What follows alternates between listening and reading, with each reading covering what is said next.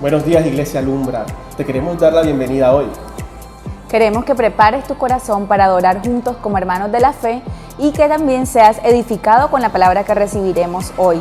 Bienvenidos.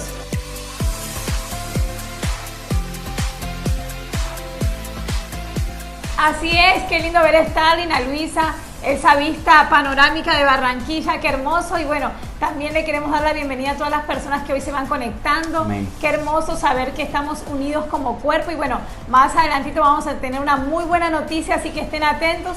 Pero primero le damos la bienvenida a todos ustedes. Así que, iglesia, acompáñame a orar, cierre tus ojos donde estás y vamos a entregarle este servicio al Señor. Padre, te damos gracias, Señor, por tu presencia en este lugar, por tu presencia en cada hogar, Señor. Yo te doy muchísimas gracias, mi Dios, porque tú has sido bueno con nosotros, has sido fiel, te has manifestado como el Dios proveedor, Señor. Tú todavía sigues salvando, todavía sigues sanando, todavía, Señor, tú sigues siendo el Dios poderoso, el Rey de Reyes y el Señor de Señores.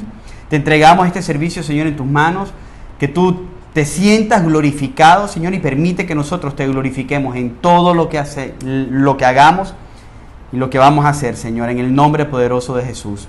Amén y amén. Buenos días, iglesia. Estamos felices porque pronto nos volveremos a ver. Ya casi podremos abrazarnos y darte la bienvenida a tu Iglesia Alumbra. Pero hoy queremos que adores con nosotros, con alegría, porque ya casi nos vemos. Será uno de los últimos servicios virtuales. Así que ahí donde tú estás en tu casa, te pido que te puedas levantar de tu lugar y puedas adorar a Dios con nosotros con toda la alegría.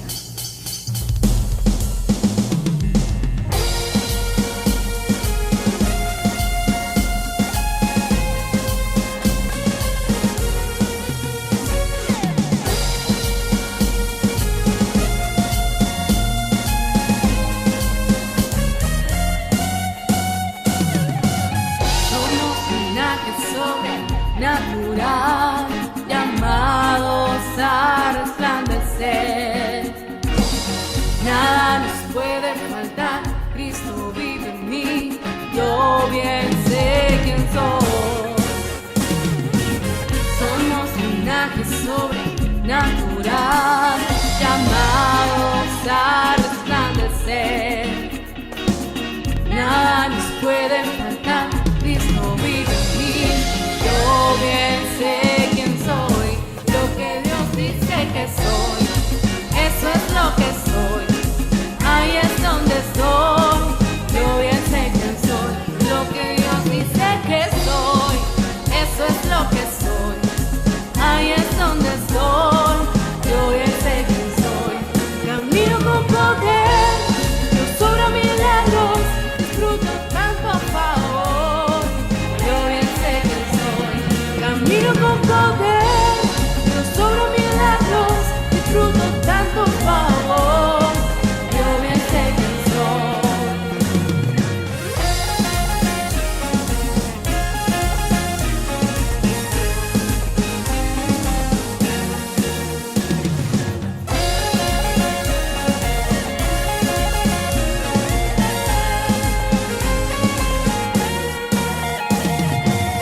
Somos linaje sobrenatural, llamados a resplandecer. Nada nos puede faltar, Cristo vive en mí. Yo bien sé quién soy, lo que Dios dice que soy, eso es lo que soy, ahí es donde estoy. Yo bien sé quién soy, lo que Dios dice que soy, eso es lo que soy, ahí es donde estoy. Yo bien sé quién soy, camino con poder, Dios sobre milagros, disfruto tanto a favor. Yo bien sé quién soy, camino con poder, Dios sobre milagros, disfruto tanto a favor.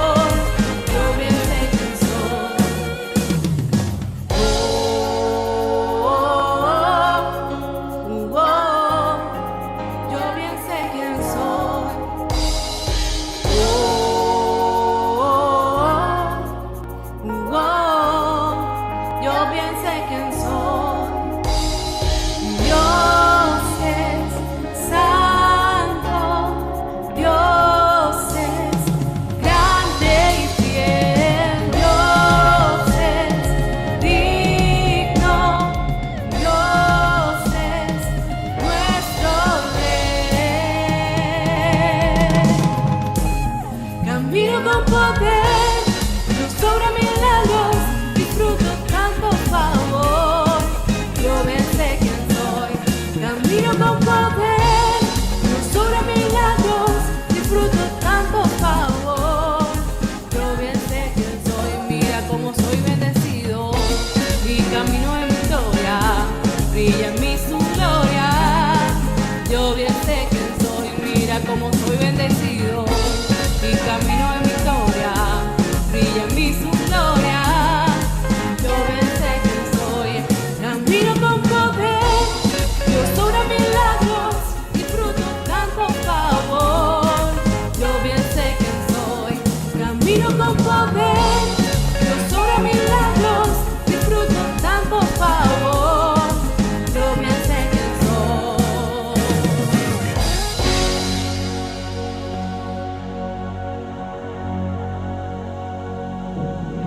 Señor, te queremos dar gracias por este día, Señor.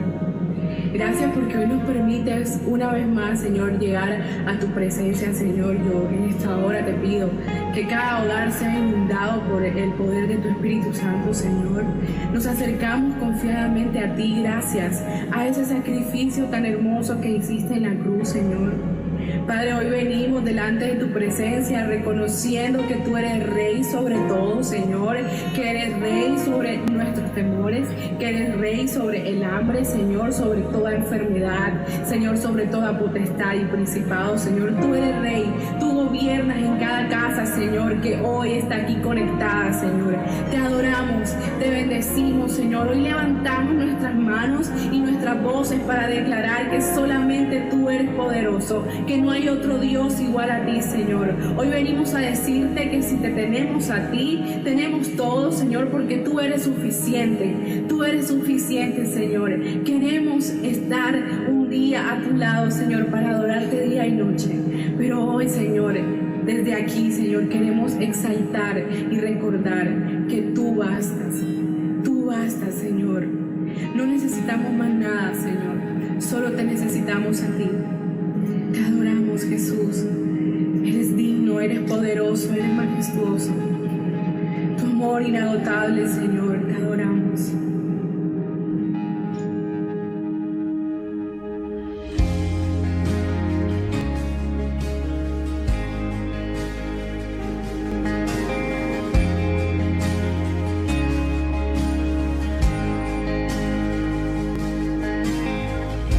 Nuestros corazones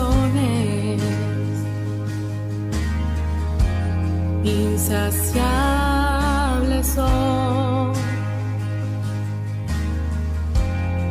hasta que conocen a su Salvador.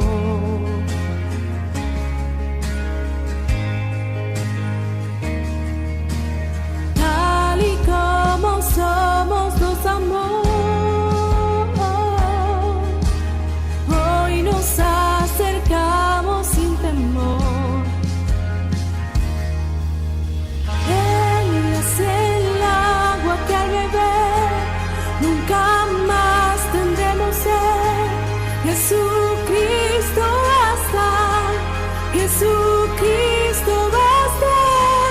Mi castigo recibió y su herencia me entregó. Jesucristo basta, Jesucristo basta.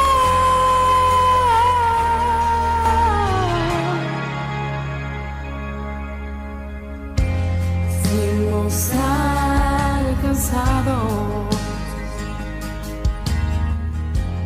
por su gran amor,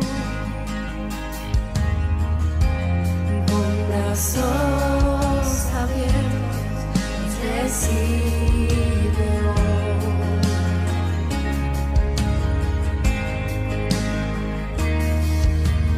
Tal y como somos, nos amó. Hoy nos acercamos sin temor.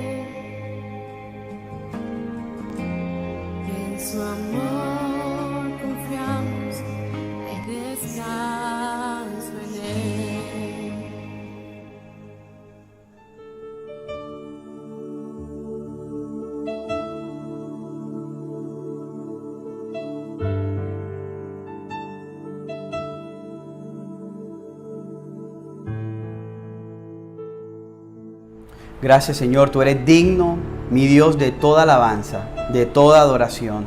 Señor, tú eres digno de que te entreguemos nuestro corazón, Señor, en adoración a ti. Te alabamos, Señor, te bendecimos. Padre, declaramos que tú eres el Rey, que tú estás por sobre absolutamente todo, Señor. Nosotros te damos honra y honor, alabanza y adoración a ti y solamente a ti. Padre amado, gracias, Señor, por permitirnos adorarte, Padre, en el nombre poderoso de Jesús. Amén y amén. Y quiero seguir leyéndote esta partecita que está en 2 de Corintios capítulo 9. Y ya hemos ido avanzando desde el versículo 5 que dice: así que creí necesario exhortar a los hermanos que se adelantaran en ir a ustedes y prepararan de antemano su generosa ofrenda, ya prometida, para que la misma estuviera lista como ofrenda generosa y no como por codicia. Pero esto digo: el que siembra escasamente, o sea, el que siembra codiciosamente, no es que deje de sembrar. Esta persona siembra, pero siembra con codicia, siembra escasamente.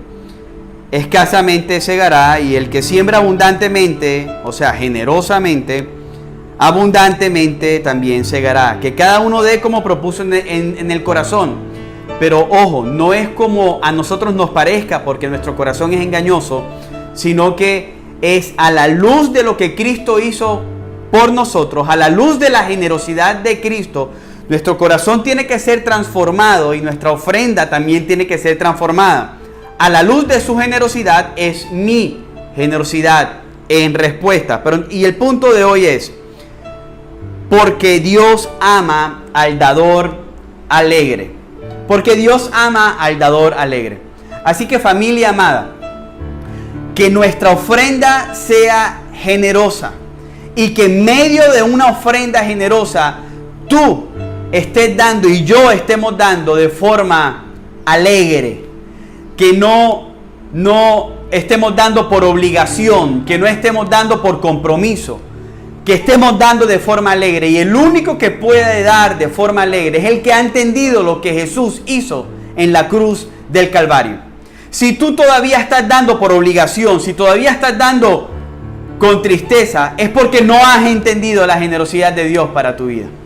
Así que hoy te invito a que esta palabra cale en tu corazón, penetre en tu corazón, y hoy, desde hoy, podamos ser una iglesia generosa, pero que seamos alegremente generosa.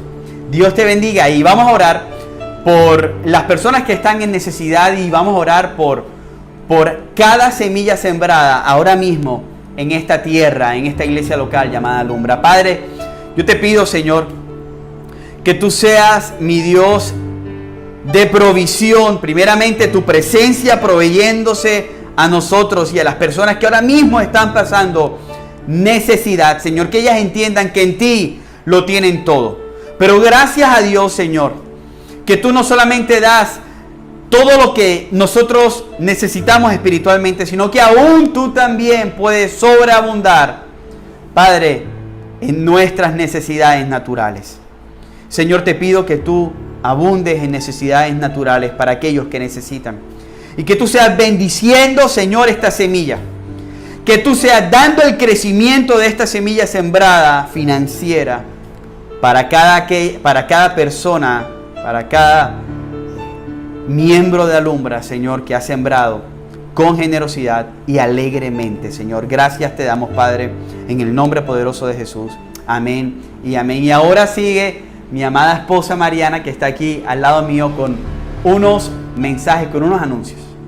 Así es, y queremos compartir con ustedes el momento tan especial que vimos en Alumbra Santa Marta hace 2 semanas, donde estuvimos con nuestros hermanos allí en esa hermosa ciudad y donde muchos decidieron dar el paso de obediencia en el bautismo. Así que fue un tiempo muy especial y queremos compartir estas imágenes con ustedes.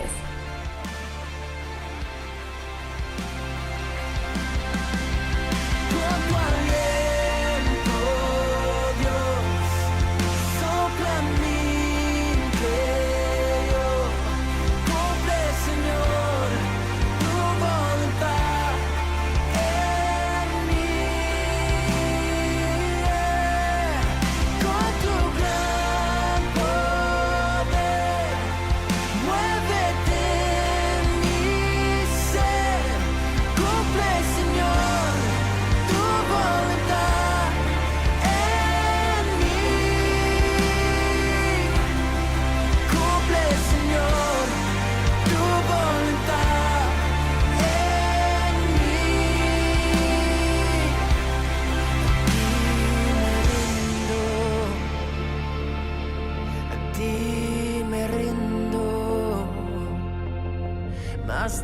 de conocer.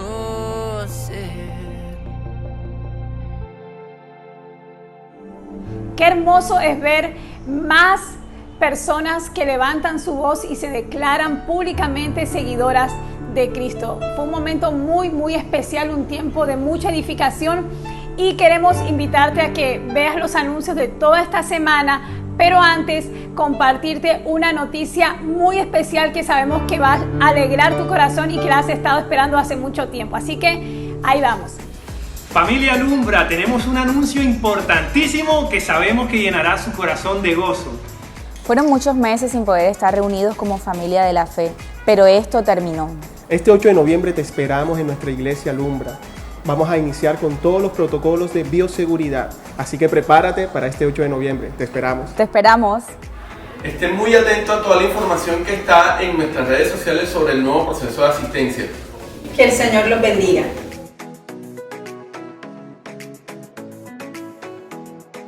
Nuestros espacios virtuales de crecimiento siguen activos.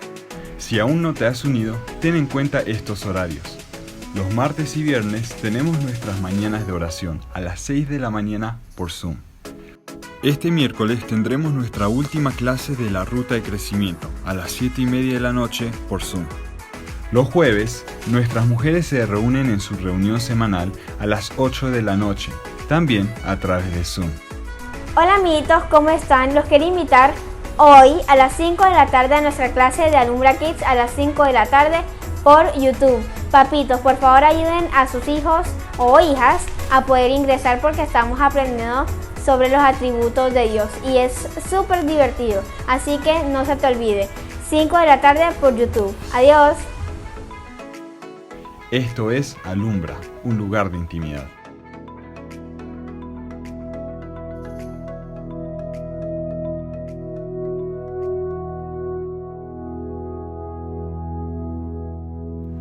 Señor, te damos gracias, Padre, por este día, por esta mañana. Señor, estamos contentos, estamos gozosos, Señor, porque una vez más podemos enseñar tu palabra y podemos escuchar tu palabra. Es tu palabra, Señor, la que trae vida a lo que está muerto, Señor. Así que hoy te pedimos, Espíritu de Dios, que seas moviéndote por todos nuestros hogares, Señor, por todas las familias representadas ahora mismo, Señor, escuchando esta palabra, Señor, esto que se va a predicar, Padre. Señor, hoy confiamos totalmente en ti, Señor. Depositamos toda nuestra esperanza, toda nuestra confianza, Señor. Dejamos de ver lo que está afuera, Padre, y ahora, en este momento, nos enfocamos, Señor, en esta comida espiritual. Padre, llénanos más, llénanos más. Que seas tú nuestro pan de vida, Señor, en el nombre poderoso de Jesús. Te entrego cada corazón, Señor. Te entregamos cada joven, cada hombre, cada mujer, cada niño, Señor, y niña que esté ahora mismo escuchando esta enseñanza. Señor, haz lo que tengas que hacer. Haz lo que tengas que hacer, Espíritu de Dios. Trae salvación donde hay muerte. Señor, trae esperanza donde hay desesperanza, Señor, y que podamos entender que esta palabra, Señor, tú nos la estás dando para que nosotros podamos vivirla, Padre, en el nombre poderoso de Jesús. Amén y amén. Qué bueno es poder estar otra vez con ustedes. Qué bueno es poder saber también que se acerca el día en que nos vamos a reunir como familia. Pronto ya nos vamos a estar reuniendo como familia. Y qué excelente, ¿verdad? Es que podamos volver como hogar, como casa espiritual, en medio de esta serie que se llama El Reino del Gran Rey.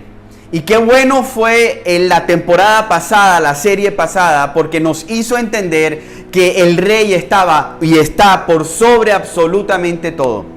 Y si ese Rey es bueno, y si ese Rey es poderoso, y si ese Rey es fiel, entonces su reino también tiene que ser bueno, poderoso, fiel. Allí podemos encontrar poder, allí podemos encontrar su poder, claro, allí podemos encontrar su gozo, su paz, allí en ese reino. Y allí es donde el Rey, Jesús, quiere que nosotros, los hijos, los cristianos, caminemos. Y esta enseñanza el día de hoy va a estar enmarcada en este Sermón del Monte. Recuerden que esta serie está enmarcada en el Sermón del Monte que está en los capítulos 5, 6 y 7 del libro de Mateo, del Evangelio de Mateo, del primer Evangelio del Nuevo Testamento. Y hoy nos vamos a enfocar en las bienaventuranzas. Antes quiero dar una pequeña introducción en los 2 primeros versículos. Así que quiero leer con ustedes Mateo capítulo 5 hasta el versículo número 4, que dice: cuando Jesús vio a las multitudes, subió al monte, y después de sentarse, sus discípulos se acercaron a él, y abriendo su boca, les enseñaba diciendo: bienaventurados los pobres en espíritu, porque de ellos es el reino de los cielos. Bienaventurados los que lloran, pues ellos serán consolados. Bienaventurados, bienaventurados. Y sabes, este primer punto que el Señor nos muestra en su palabra está enmarcado en los 2 primeros versículos, y este punto se llama el sermón en el monte. El sermón en el monte. Y dice: cuando Jesús vio a las multitudes, subió al monte, y después de sentarse, sus discípulos se acercaron a él, y abriendo su boca les enseñaba diciendo. Tenemos que recordar quién es el predicador de este sermón. Tenemos que recordar que Él es el Rey de Reyes y Él es el Señor de Señores. Entonces, nuestro Dios abrió su boca. Dios, el predicador de este sermón, es el Dios mismo, es Dios en persona, iglesia. Estamos hablando de un sermón perfecto, predicado por un predicador perfecto. Estamos hablando de alguien que tiene un carácter perfecto, y esto es supremamente importante, iglesia. Porque si el carácter de este hombre nos convence, entonces su predicación tiene que convencernos. Pero si el carácter de este hombre no nos convence, tampoco nos convencerá su predicación. Y es aquí donde radica el poder de este sermón. Él nunca pecó y nunca pecará. Jesús tiene el carácter perfecto y probado, que respalda cada una de sus palabras. Es más, Él ejemplificó como nadie, iglesia, cada una de las verdades de este sermón. De hecho, su vida entera, la vida entera de Jesús, fue un sermón de principio a fin. Fue una enseñanza, fue una predicación. Él caminaba y estaba enseñando. Y este es el carácter del predicador de este sermón, hermano. Y si tú confías en el Señor, tienes que confiar en cada palabra. Por eso no nos queremos volar un punto, una coma, una palabra. Cada palabra de este sermón es importante. Sabes, de este sermón tú no puedes escoger lo que más te gusta. Tú no puedes desechar lo que menos te gusta. Tú tienes que abrazar todo si eres cristiano. Si tú eres cristiano, el Señor está invitándote. Es más, yo creo que no es una invitación. El Señor está decretando las normas, los decretos de su reino. Y todo cristiano verdadero tiene que empezar a caminar sobre el fundamento de cada palabra que sale en el sermón del monte. Cada palabra.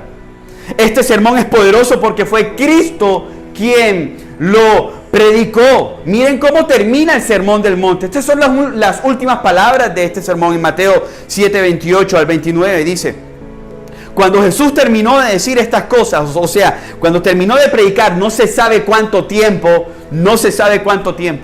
pero cuando terminó de predicar, seguramente fue una predicación de más de 45 minutos, de mucho más de 45 minutos. Cuando terminó de predicar este sermón, dice Mateo 7, 28 al 29, las multitudes quedaron asombradas de su enseñanza, porque lo hacía con verdadera autoridad, como si fuera un hombre que como tuviera esa verdadera autoridad, algo completamente diferente a lo que hacían los fariseos. La gente quedó asombrada, la gente quedó maravillada, porque este hombre sentado en este monte predicaba con autoridad. ¿Y tú sabes por qué? Porque es el Dios mismo hablando. No podemos, como te lo dije ahorita, no podemos descartar ni una coma, ni un punto de este precioso y poderoso sermón. Entonces, si este predicador es perfecto, él tenía que sentarse en algún lugar, porque él es el rey, y él tenía que sentarse en un monte, él tenía que subir a un monte, y él tenía que enseñar, no de cualquier manera, sino sentado. ¿Sabes? Y él comenzó a enseñar en esa posición, sentado. Y esta era la costumbre de los maestros en Israel, el sentarse para enseñar.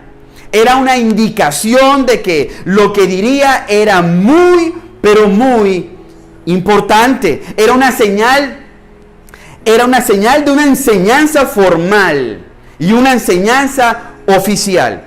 En cambio, escúcheme bien, si un maestro un maestro en Israel en aquel tiempo hablaba mientras estaba caminando, lo que él decía en ese momento se consideraba como informal o no oficial. Pero este estaba sentado, este predicador estaba sentado. Así que lo que está a punto de enseñar es otro nivel. Se requiere autoridad, y cada palabra estaba siendo oficial, un decreto oficial, no era informal, era oficial. Tenemos que saber que Jesús le gustaba enseñar en esta posición, ya fuera en un bote o en un monte. Así que eso me deja saber que todo lo que Jesús enseñó era importante, es importante y es oficial. ¿Sabes? Tenemos que recordar esto. En Mateo 26:55 dice: en aquel momento Jesús dijo a la gente: como contra un ladrón han salido con espadas y palos para arrestarme. Recuerden cuando él está en el Getsemaní, ya lo van a buscar para crucificarlo. Él dijo: ¿cómo vienen a mí como un ladrón con espadas y palos para arrestarme? Y en ese momento él dijo: cada día me sentaba en el templo para enseñar y no me arrestaron en ese momento. Él enseñaba sentado, porque no solamente tenía toda la autoridad, sino que todo lo que decía, él quería que fuera, aún culturalmente, aún en el contexto de la época, oficial. Así que cada palabra de este sermón tiene que taladrar tu corazón, tu mente, tu alma, tus acciones, tu familia, tu religión, tus creencias, porque cada palabra que Dios va a hablar en este sermón es oficial y está impregnado, perfumado con su autoridad. Otro punto importante dentro de estos versículos introductorios, entre el versículo 1 y 2, es el monte.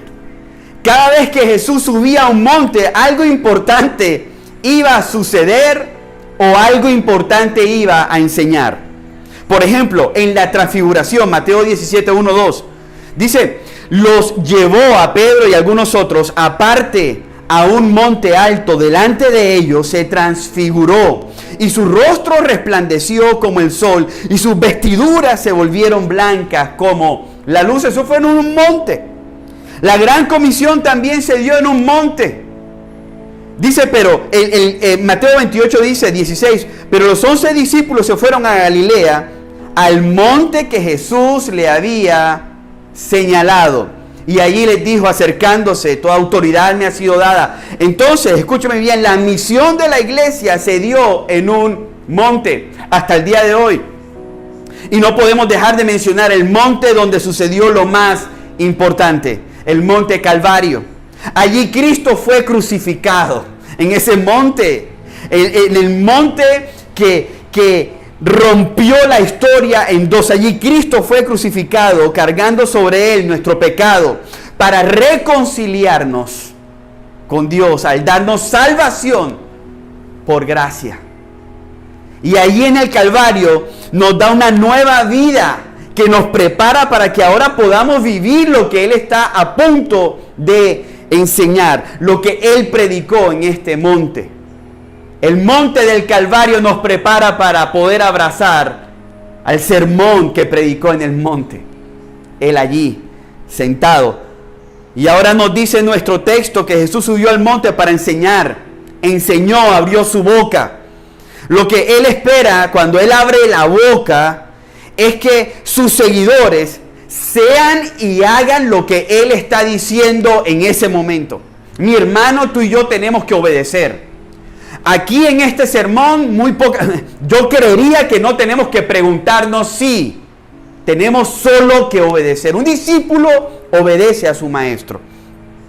Como cristianos tenemos que entender las bienaventuranzas como el carácter que tenemos que tener y como el carácter en el que tenemos que crecer. Yo estoy seguro que muchos podemos estar caminando en nuestras debilidades como cristianos, pero el Señor puso un estándar ya en las bienaventuranzas. Nos dice, ustedes tienen que ser felices, sí, ¿verdad? Son felices los... Entonces nos da un estándar, una condición del corazón.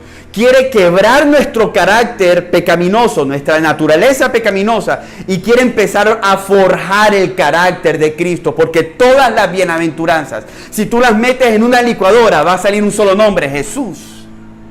Él vivió todas las bienaventuranzas, las vivió.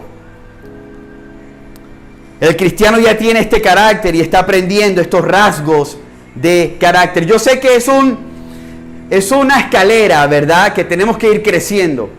Pero tenemos que ir creciendo. No podemos mantenernos como llegamos a los pies del Señor. Y este predicador perfecto empieza a enseñar y comienza el sermón con una palabra especial.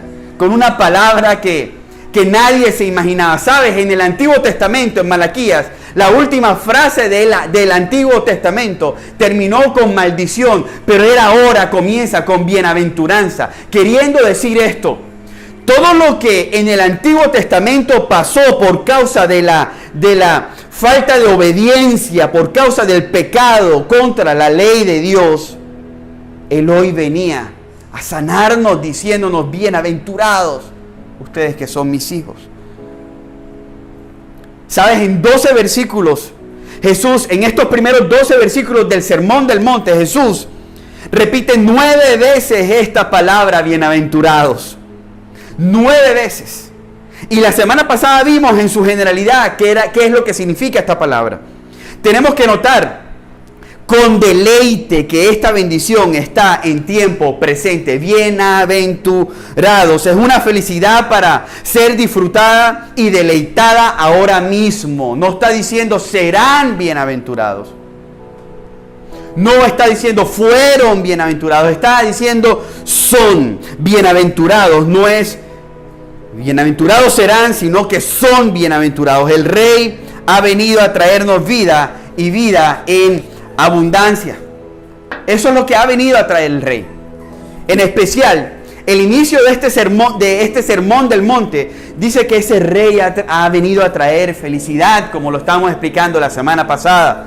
Él ha venido a traer una felicidad especial a aquellos sobre quienes Él reina. Ese es su propósito, iglesia: traernos bienaventuranzas sobre cuales Él reina. Es por eso que el Sermón del Monte comienza con las bienaventuranzas, ¿verdad? Y tenemos que recordar, ojo, estamos poniendo cimientos, tenemos que recordar que la palabra bienaventuranza viene de la palabra griega makarios, que makarios significa feliz. Y también es la palabra para bendecir, significa pleno, dichoso, feliz, alégrense.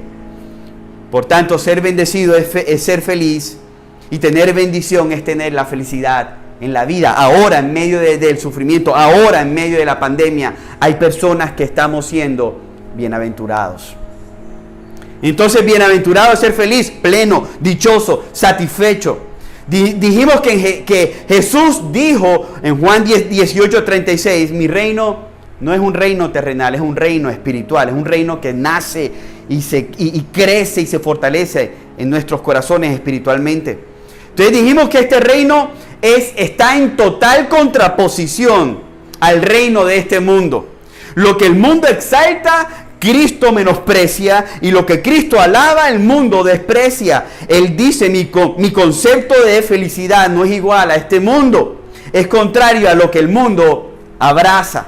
El mensaje que el mundo nos ha vendido hasta el día de hoy es totalmente contrario al mensaje de Cristo. El mundo nos dice, iglesia, felices son los que han alcanzado sus riquezas y prestigio. Felices son los que han llegado a ser alguien.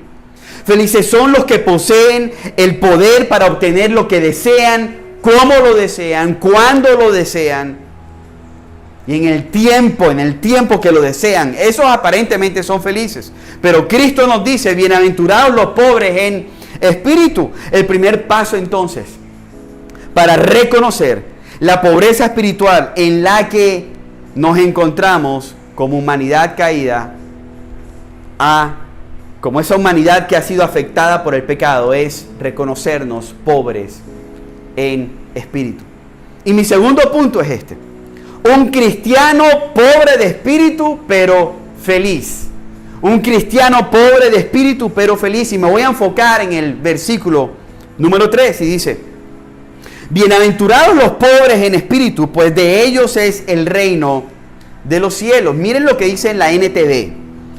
Dios bendice a los que son pobres en espíritu y se dan cuenta de la necesidad que tienen de Él, porque el reino de los cielos les pertenece. ¿Qué es un pobre entonces? Comencemos desde la generalidad hasta el significado más profundo. ¿Qué es un pobre? ¿Qué significa ser un pobre? Es alguien que carece de recursos propios, que necesita de ayuda de otros y que depende de lo que alguien pueda darle. Entonces, cuando pensamos en pobre de espíritu, ¿qué significaría entonces la pobreza en espíritu? Entonces serían aquellos que carecen de recursos espirituales. Jesús dice: bienaventurados los que entienden que necesitan ser sostenidos por mi gracia, por mi bondad y por mi poder. Ser pobre en espíritu es el reconocimiento personal de la bancarrota espiritual.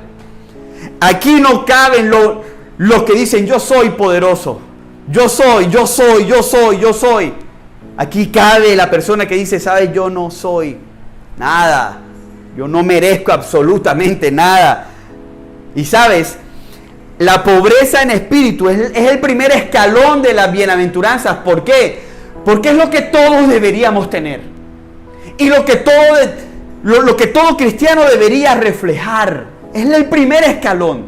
Él no te está llamando a ser puro, aunque eso viene. Es lo que ahora nos está llamando como primera medida, es a ser pobres de espíritu. Ser pobre de espíritu entonces es el reconocimiento de la bancarrota espiritual. Ser pobre en espíritu es la confesión consciente de ser indignos delante del Señor. Es llegar donde el Señor y decirle, Señor, yo soy indigno. Yo soy indigno. ¿Cuánto me cuesta, Señor? Yo soy indigno. Sé que tengo las ventanas, sé que tengo la vía abierta para llegar donde ti, Señor amado, como muy bien lo dice Hebreos. Pero, Señor, soy indigno. Necesito de ti, necesito de tu perdón. Ser pobre en espíritu es la confesión consciente entonces de que somos indignos delante del Señor, y como tal es la forma más profunda de arrepentimiento. Son pobres de espíritu los que han alcanzado una comprensión profunda de su pecado. Los que saben, los que se han sincerado delante del Señor y aún delante de los hombres por causa de su pecado y han reconocido su pecado. Los pobres de espíritu saben que son nada sin Cristo. No entienden cómo el Señor les ha salvado. No tienen nada de qué jactarse y de qué gloriarse. Mi hermano, si tú te jactas de algo, si tú te glorías de algo, entonces tiene el Espíritu Santo que trabajar mucho más en ti, en tu pobreza espiritual. ¿Sabes? Porque saben que todo lo que tienen le pertenece al Señor y es para su gloria, no la de ellos. De modo que ahora Escúcheme bien esta frase. De modo que ahora este hombre no demanda nada, sino que suplica. El hombre natural, en cambio, reclama y decreta sus derechos según lo que él cree que merece. Pero, si sabes, para el hombre natural, las bendiciones son algo que merece por su esfuerzo. La salvación es algo que merece por sus obras. Pero el pobre de espíritu se sorprende por haber recibido la inmerecida salvación. Es tan consciente de su propia maldad que se sorprende de que Dios sea tan misericordioso con él. Es cuando tú dices, Señor, ¿qué tengo yo? Señor, ¿qué tengo yo? ¿Por qué derramas misericordia para conmigo?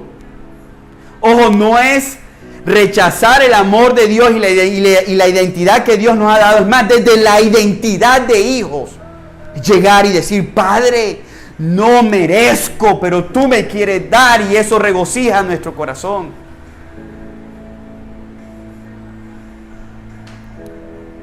Los pobres de espíritu dependen enteramente del Señor. Dependen de Dios en cómo nosotros tenemos que ser esposos, los esposos pastores de nuestro hogar. No sabemos y dependemos de Dios.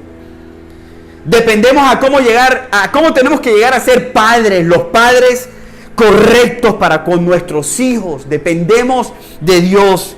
Dependemos de Dios aún cuando estamos trabajando, cuando estamos negociando, cuando estamos estudiando. El pobre de espíritu sabe que no puede salir de sí mismo y de su condición. Depende totalmente del Señor. Dependemos del Señor aún cuando estamos negociando. ¿Cuántas veces tú has dicho y cuántas veces yo dije en el pasado? No, tranquilo que yo sé cómo arreglar el negocio, tranquilo que yo sé cómo hablar con el jefe, tranquilo que yo sé cómo hacer las cosas debajo de la mesa. El pobre de espíritu dice, no sé, Señor, te necesito. Señor, no sé, te necesito, no sé hablar, te necesito, no sé predicar, te necesito, no sé cómo levantar a mi esposa espiritualmente, te necesito, no sé cómo ni siquiera levantarme a mí espiritualmente, te necesito, y te necesito, Señor. No sé cómo salir de este hueco, pero te necesito, Señor. No me las sé todas, pero te necesito. Los hombres naturales ven a los hombres como gigantes y por eso se amedrentan. Las personas naturales ven a los hombres naturales como gigantes, entonces tienen miedo, tienen timidez. Y eso no significa ser un pobre de espíritu. Él ve, en cambio, el pobre de espíritu ve la grandeza de Dios, su santidad, y comprende la pequeñez del hombre. No se compara con el hombre, se compara con Dios. El tímido le teme al hombre, el pobre en espíritu le teme a Dios. El tímido ve a los hombres como grandes, el pobre en espíritu ve a Dios como grande, santo, digno. Como muy bien pasó con Isaías capítulo 6, versículos del 1 al 4, dice, vi yo al Señor sentado sobre un trono alto y sublime, y la orla de su manto llenaba el templo. Por encima de él había serafines, cada uno tenía 6 alas, con 2 cubría sus rostros, con 2 cubrían sus pies, y con otras 2 volaban. Y el uno al otro daban voces, diciendo, Santo, Santo, Santo es el Señor de los ejércitos. Llena está toda la tierra de su gloria. Y se estremecieron los cimientos y los umbrales a la voz del que clamaba. Y la casa se llenó de humo, del humo de su gloria.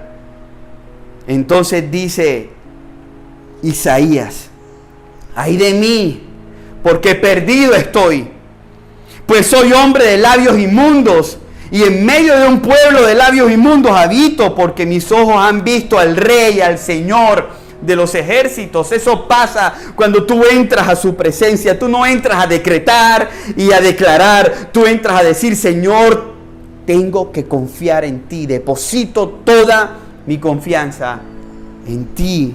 mi rey amado. Isaías vio a Dios como gigante y se le fue revelado su propia pequeñez. Vio la santidad de Dios y se le fue revelada su propia impureza. Y esto nos falta a nosotros, ver a Dios como gigante para sentirnos pequeños. Ver a Dios como santo para sentir nuestras impurezas. ¿Qué nos enseña esto? Que no podemos ser pobres en espíritu mientras no seamos convencidos de nuestra injusticia, arrogancia, impureza y pecado. Si tú todavía eres un hombre injusto, arrogante, impuro y pecaminoso, no eres pobre de espíritu. Cuando nos presentamos delante de la santidad del Señor, tenemos que ver nuestra propia pequeñez y nuestra propia impureza. El pobre de espíritu conoce su posición delante de un Dios grande y soberano. Y Lucas 18 lo ilustra de la manera más clara. Lucas 18 del 9 al 14. Está este fariseo con este recaudador de impuestos y el fariseo dice: Señor, le ora al Señor diciendo: Señor, te agradezco, Dios, que no soy un pecador como los demás, pues no engaño, no peco, no cometo adulterio. Si te acuerdas cuando tu esposo te echó las culpas de todo, mujer, no, es que esa mujer, yo estoy bien, o yo tengo que cambiar algunas cosas, pero esa mujer. Dice el fariseo: ayuno 2 veces a la semana y te doy el diezmo de mis ingresos. En cambio, el cobrador de impuestos se quedó a la distancia y ni siquiera se atrevía a levantar la mirada al cielo mientras oraba. ¿Sabes? Y las iglesias hoy están enseñándonos a que tú eres poderoso. Empodérate, pero Dios aquí está diciendo totalmente lo contrario. Es más, Dios está rompiendo la forma de pensar que traemos del mundo, pero aún la forma de pensar que nos han enseñado en las iglesias. Estas iglesias que nos quieren es empoderar. Y Dios aquí está diciendo, ¿sabes? Bienaventurados los pobres en espíritu. Dice: ni siquiera se atrevía a levantar la mirada al cielo mientras oraba, sino que golpeó su pecho en señal de dolor mientras decía: oh Dios, ten compasión de mí porque soy un pecador. ¿A cuántos de nosotros nos hace falta ir delante del Señor y decir: Señor, ten compasión de mí porque soy un fornicario? Ten compasión de mí porque no le hablo bien a mi esposa. Ten compasión de mí porque tengo la justicia propia muy alta. Ten compasión de mí porque soy un arrogante. Ten compasión de mí porque soy un mentiroso. Ten compasión de mí. Deja de estar diciendo las cosas buenas que tienes delante del Señor y llega el Señor humillado, arrepentido, con fe de que Él te va a consolar. Dice, el versículo 14 dice: les digo, el Señor hablando, que fue este pecador y no el fariseo quien regresó a su casa justificado delante de Dios, pues los que se exaltan a sí mismos serán humillados y los que se humillan serán exaltados. Hermano, yo hoy te vengo a decir esta palabra: si te estás exaltando hoy, Dios te va a humillar. Si crees que tus finanzas son las que te sostienen, Dios te va a humillar y te puede quitar el trabajo. Pero cuando llegamos al Señor, cuando llegamos al Señor humillados, reconociendo su grandeza, Él nos exalta. No solamente en su reino que es espiritual, sino aún aquí en la tierra. Lo contrario de pobreza espiritual es autosuficiencia espiritual. A estos es a quien Jesús se refiere en esta parábola. Noten su manera arrogante de orar, la del fariseo. Lo que hace es exaltarse a sí mismo. ¿Has escuchado personas hablar así? En el verso 12 destaca todos sus esfuerzos y méritos. Pero en el verso 13 el cobrador de impuestos dice: oh Dios, ten compasión de mí, porque soy un pecador. Aquí vemos a un hombre pobre de espíritu que reconoce su condición y que no se apoya en sus méritos, ni es arrogante y que depende de un Dios misericordioso. Miremos también cómo Jesús termina diciendo: los que se exaltan serán humillados y los que se humillan serán exaltados. La pregunta entonces es: ¿en cuál de estas dos posiciones estás o estamos? ¿En la autosuficiencia o en la dependencia total de Dios? ¿En cuál estás? Mi hermano, hoy Dios te está haciendo un llamado claro. Vuelve a Él, pero arrepentido. Aunque seas cristiano de más de 35 años, vuelve, así como yo tengo que ir todos los días ante el Señor. Todos los días tengo que ir ante el Señor. ¿Sabes? Es increíble que todas estas bienaventuranzas, en su mayoría, están en un verbo continuo, en un presente continuo. Él no dice, bienaventurados los que fueron. Él dice, bienaventurados los que son. Quiere decir que todos los días tú y yo tenemos que declararnos pobres de espíritu. Pero sabes, tiene una promesa y es increíble. Tiene una promesa esta bienaventuranza y dice, pues de ellos es el reino de los cielos. Pues de ellos es el reino de los cielos. Los pobres en espíritu son bienaventurados porque de ellos es el reino de los cielos. ¿Cuántos dicen amén a eso? El reino de los cielos nos es dado no es dado en base a la raza, en base a los méritos ganados, en base a un sello espiritual o a una riqueza como a la de Zaqueo. Es dado a los pobres, a los publicanos despreciados, a las prostitutas, a aquellos que son tan pobres que saben que no pueden ofrecer absolutamente nada, pobres espirituales. Ellos claman por misericordia y solo ellos son escuchados. Solo ellos son escuchados. Los pobres en espíritu son levantados del lodo, son puestos entre los príncipes del reino, porque han sido librados de la esclavitud del pecado y ahora son pueblo de Dios. Pobres en espíritu. Las palabras suenan como si describieran a los dueños de nada. Escúcheme bien, sin embargo, describen a los herederos de todas las cosas. Pobres es una pobreza feliz. Aparentemente son dueños de nada, pero Dios les dice que son dueños de todo. Pobreza feliz. Yo quiero ser así. Yo no sé si tú, iglesia, pero yo quiero ser así. Y estoy enseñando delante de mi esposa y yo le digo a ella, Mariana, sea así. Hoy te digo, iglesia alumbra. La iglesia alumbra tiene que ser una iglesia repleta de pobres en espíritu. ¿Sabes? Los millonarios se hunden en la insignificancia de sus billetes.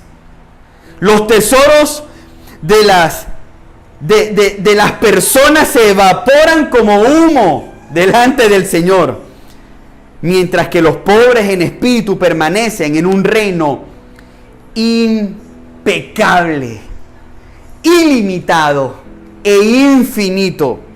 Aquel que es Dios sobre todo, aquel que reina sobre todo, los bendice para siempre. Porque ahora no vivimos para nosotros mismos, somos felices. Porque ahora no vivimos para nosotros mismos, sino que vivimos para su gloria y nos deleitamos en eso. ¿Se puede decir, amada iglesia, que entonces eres pobre en espíritu? ¿Se puede decir, hombre, que eres pobre en espíritu? ¿Se puede decir que dejas de echarle la culpa a tu esposa por el divorcio, por la separación, y empiezas a verte como pobre de espíritu, como un mendigo que necesita del Señor, y empiezas a declarar sinceramente tu pecado delante del Señor y delante de los hombres? Y termino con este tercer punto, y es la segunda bienaventuranza, porque todas van entrelazadas. Y mi tercer punto es un cristiano que llora, pero feliz. Es que de verdad es como en inglés, es como un flip down. Es como todo en estas bienaventuranzas están como boca abajo. ¿Sí o no? O sea, es diferente. Un cristiano que llora, pero feliz. Versículo 4. Bienaventurados los que lloran, pues ellos serán consolados. El anterior fue bienaventurados los pobres de espíritu, porque de ellos es el reino de los cielos, de Dios. Y aquí es bienaventurados los que lloran, pues ellos serán consolados. Al conocer su condición, entonces, mira cómo se entrelaza. Al conocer su condición de pobre de espíritu delante de Dios, este hombre llora. Esto es el producto del reconocimiento de nuestro estado enfrente del Señor. Toda persona que ha sido iluminada por el Espíritu Santo ve su condición pobre, miserable delante de Dios, y esto tiene que producir dolor. Sin este dolor por el pecado no hay arrepentimiento y estamos lejos de Dios. ¿Sabes? Como muy bien lo dice Pablo, hay una tristeza que viene de Dios, que es voluntad de Dios. En Corintios dice que hay una tristeza que viene de Dios, pero su fin es vida, es arrepentimiento para vida. Este es un santo dolor, esto es un lloro santo, es la tristeza interna por el corazón quebrantado. Cuando nos damos cuenta que Cristo ha venido a salvarnos y que Él recibió la ira que nosotros merecíamos, lloramos. Porque sabemos que nosotros teníamos que ir a la cruz y Él fue por nosotros. Entonces lloramos por causa de nuestro pecado. Alguien dijo, lloré cuando percibí, escúchame bien, dice, lloré cuando percibí frialdad en mis pensamientos hacia Dios y no le adoraban como Él se merecía. Mi hermano, si tú nunca has llorado delante del Señor espiritualmente y aún físicamente, entonces tienes que preguntarte si te has arrepentido de tu pecado. Algo que tenemos que notar muy importante es que Cristo nos dice aquí, bienaventurados los que han llorado. Como si se tratara, ¿sabes? Esto también entra en un presente continuo. Él no dice bienaventurados los que han o los que van. Es bienaventurados los que lloran. Y muchos dicen, sí, pastor, es que yo lloré el día hace 20 años que me convertí, pero ya eso fue hace tiempo cuando supe que era pecador. Mi hermano todavía lo sigue siendo. Y yo lo sigo siendo. Como si se tratara de algo que sucedió una vez en el pasado. Cristo dijo, bienaventurados los que lloran. Este lloro está en un presente continuo. Es como decir, los que se mantienen llorando son bienaventurados. Entonces Jesús nos está diciendo que es una característica que tiene que acompañar a los cristianos hasta que lleguemos a la presencia del Señor. Pero ¿por qué causa deben seguir llorando los cristianos? ¿Por qué causa tenemos que seguir llorando? Los cristianos aún lloramos porque sabemos que todavía somos vencidos por el pecado. Lloramos y nos lamentamos porque sabemos que aunque no nos deleitamos en el pecado, aunque no practicamos el pecado, aún así cometemos pecado conscientemente. Primera de Juan 1 dice, si afirmamos que no tenemos pecado, lo único que hacemos es engañarnos a nosotros mismos. Tenemos que reconocer que pecamos. Y si somos sinceros, sabemos que aún vienen pensamientos sucios a nuestra mente. Pensamos mal de las otras personas, mentimos. Pero sabes, el hipócrita, el que no llora, el que dice que todo está bien, vive encubriendo y justificando su pecado. Ojo, porque cada vez que justificas tu pecado, estás siendo hipócrita delante del Señor. Es una característica típica de este tipo de personas, que justifica sin reconocer su pecado, echándole las culpas a otro. En cambio, el cristiano no esconde su pecado, sino que llora por su pecado y le duele más que antes. Pues antes no veía la gravedad de su pecado, pero ahora que conoce a Dios y conoce la santidad de Dios, ve lo terrible que es el pecado, porque ahora ve como Dios está viendo el pecado y entonces llora por causa de su pecado. El cristiano llora. Nos duele saber que nuestro cuerpo desea todavía lo que no le agrada a Dios. Lamentamos el orgullo que nos domina, la avaricia por las cosas de este mundo, la competencia con los demás. Lamentamos que aún hay duda en nuestro ser, en nuestra mente. Lamentamos en cómo nos falla la fe muchas veces. Lamentamos la poca dependencia que tenemos de Dios muchas veces.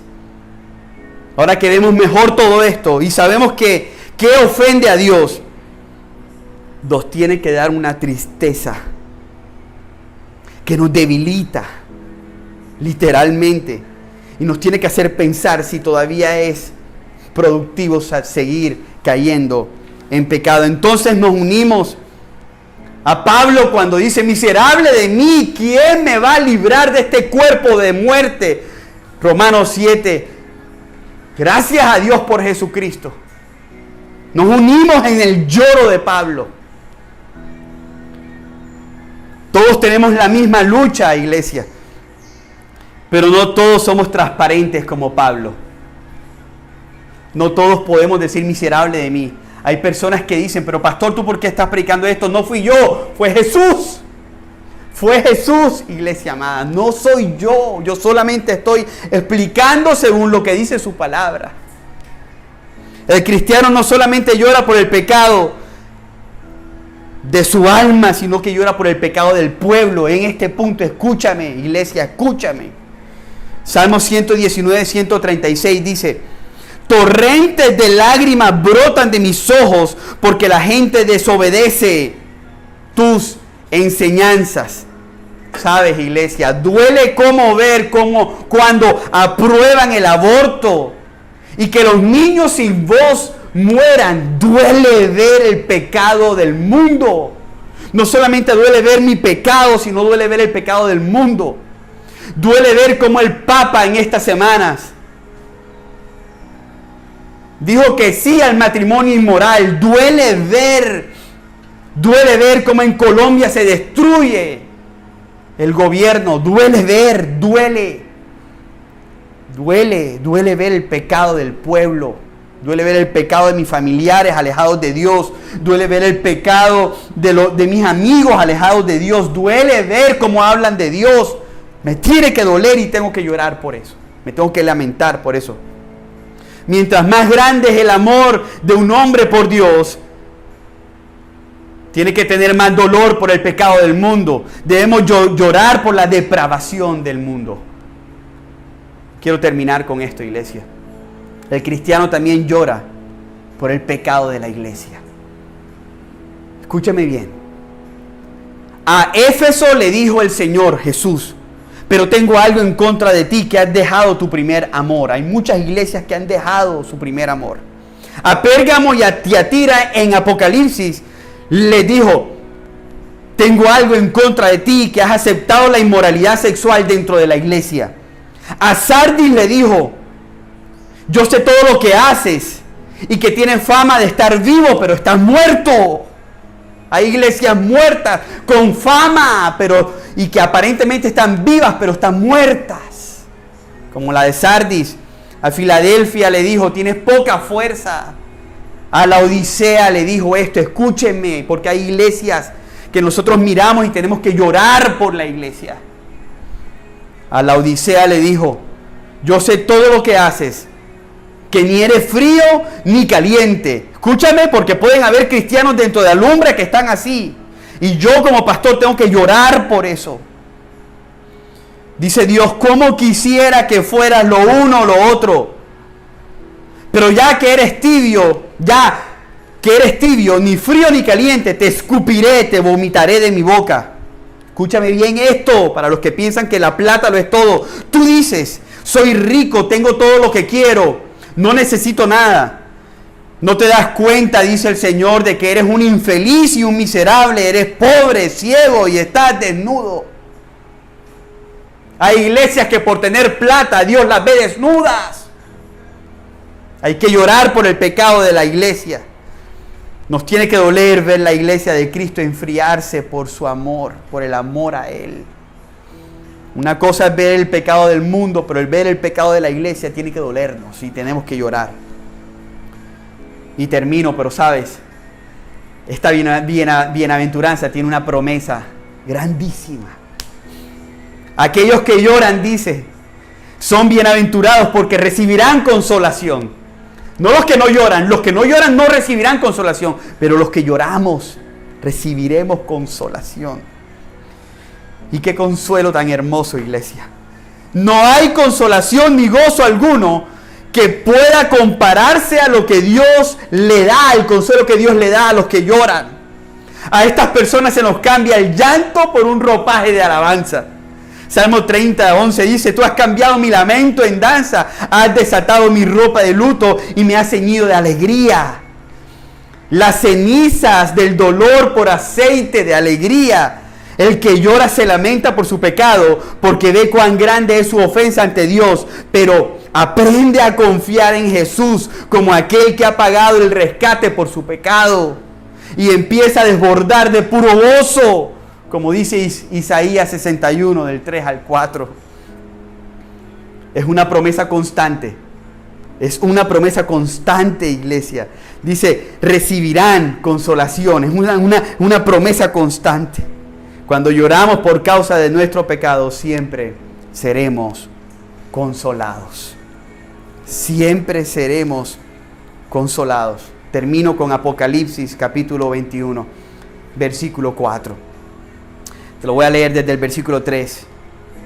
Y dice: oí una voz que salía del trono y decía: miren, el hogar de Dios ahora está entre su pueblo. Él vivirá con ellos y ellos serán su pueblo.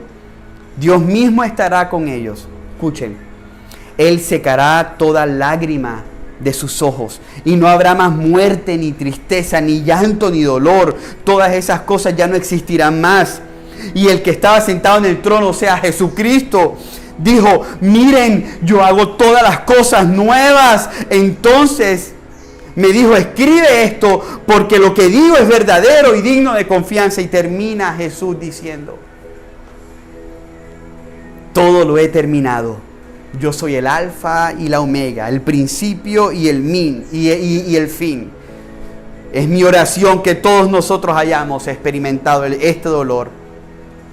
Y si no lo has experimentado, iglesia, corre a Cristo y di: Señor, no puedo sin ti.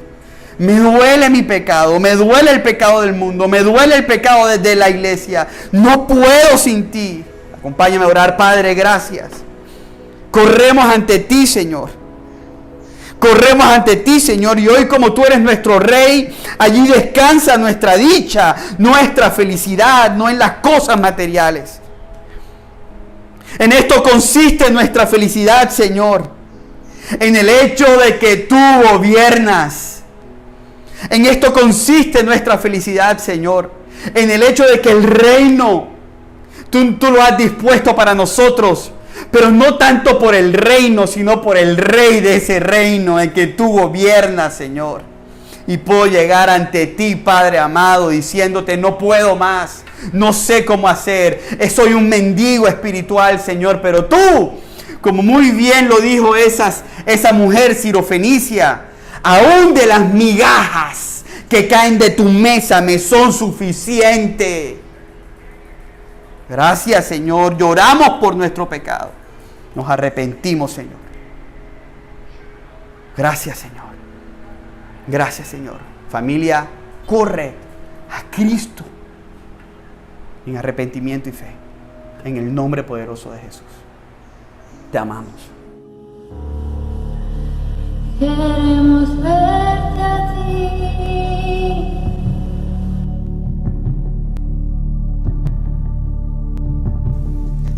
Muéstrame tu voluntad, enséñame, acércame y no me alejaré.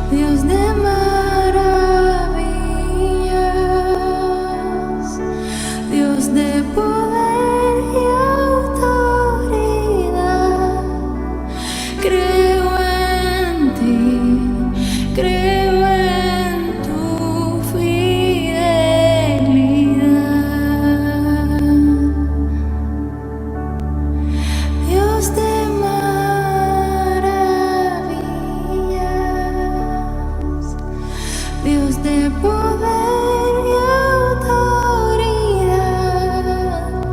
Creo en ti, creo en tu fidelidad.